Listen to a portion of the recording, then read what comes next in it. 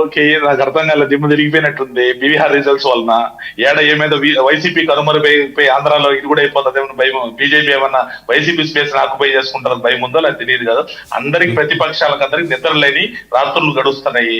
వాళ్ళందరికీ ఇంక అర్థం కావడం లే. ఇప్పుడు ఆపరేషన్ సింధూర్ తర్వాత first endorsement is Bihar election. BJP became the single largest party and NDA got a decisive mandate of 85%. ఇంకా ఒకవేళ పొరపాటున కానీ ఆడ కానీ మహాగఠబంధన్ గెలిచింటే అందరూ వీళ్ళు ఎలక్షన్ విశ్లేషకులు అయిపోయింటారు, దౌత్య విశ్లేషకులు అయిపోయింటారు దేశంలో.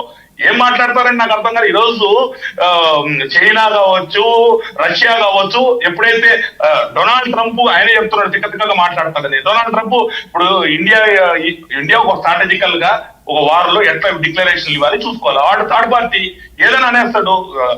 డొనాల్డ్ ట్రంప్ కూడా సీరియస్ గా తీసుకుంటారు ఎవడన్నా. ఆయన చేసేదంటే ఆయన బీజేపీ ఇండియా రిమోట్ ఆయన చేతిలో ఉందంట. ఏం మాట్లాడతారు? ఆయనకు దడబుట్టిస్తారు అమెరికాకు దడబుట్టించి చైనా, రష్యా అండ్ ఇండియా కలిసినారు. వాళ్ళందరికీ ఎవరికి కూడా ఈల్డ్ కాకుండా నేను రష్యా నుంచి ఆయిల్ తీసుకుంటాను. ఈ రోజు ప్రపంచంలో మోదీ గారు ఇస్ ద టాలెస్ట్ లీడర్ అని మన కృష్ణాంజనేయులు గారు సర్టిఫికేట్ చేసిన పనిలే అన్ని ఏజెన్సీలు ఇస్తున్నాయి. Is the tallest leader in the across the globe అనేసి. ఆయన గురించి ఆయన ఇల్లు అయిపోతున్నాడు. రిమోట్ ఆయన చేతిలో ఉంది. ఇండియా రిమోట్ ఇండియా చేతిలో ఉంది, ఎప్పుడు ఉంటది. ఏం టెన్షన్ పడాల్సిన పని లేదు. ఇంత పెద్ద దేశంలో గతంతో పోల్చుకోవాలి మనం. ఇప్పుడు కూడా let us compare Apple to Apple. గతంలో ఎన్ని దాడులు జరిగాయి, ఇప్పుడు ఏమైనాయి, వాట్ ఈస్ దట్ పాసిబిలిటీ చేసేసినాయి. రాత్రికి మొత్తం కాదు. ఇప్పుడు ఉదాహరణ నక్సలిజం ఉంది, 2026 మార్చికు 0 చేస్తామంటారు. మరి 50 ఏళ్ళు రూలింగ్ చేసింది కదా కాంగ్రెస్, ఎందుకు చేయలే? ఈ రోజు 2020 మార్చి అంతా 0 చేసేస్తామంటారు అమిత్ షా గారు. ఇలాంటి చర్యలు తీసుకోలేదా? తీసుకున్నారా? సో ఎన్ని దాడులు జరిగినాయి, ఇందిరాగాంధీని వాళ్ళ ఇంటి దగ్గర చంపినారు. ఇవన్నీ చూసి మేమలా మాట్లాడతారు.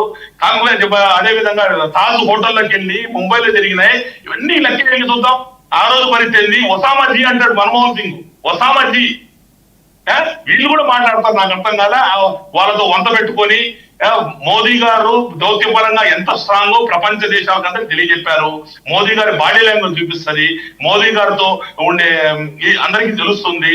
ప్రతి పాకిస్తాన్ ఈ రోజు అడుగు తింటుంది. పాకిస్తాన్ లో పెట్రోల్ ఎంత లేకపోతే రైస్ ఎంతో కనుక్కోండి.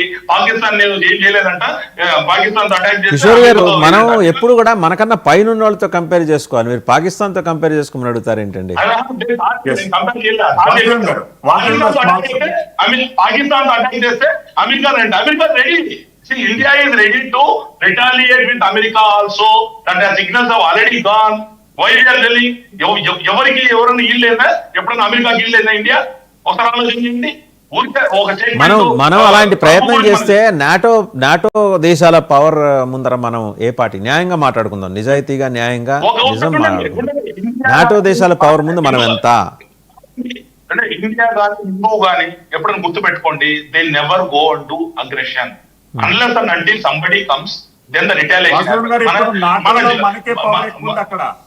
వాసుదేవన్ గారు, నాటో దేశాలలో సమీకరణకు వస్తే భారతదేశానికే ప్రత్యక్షంగా పరోక్షంగా చాలా పవర్ఫుల్ కంట్రీగా భారతదేశం మారింది.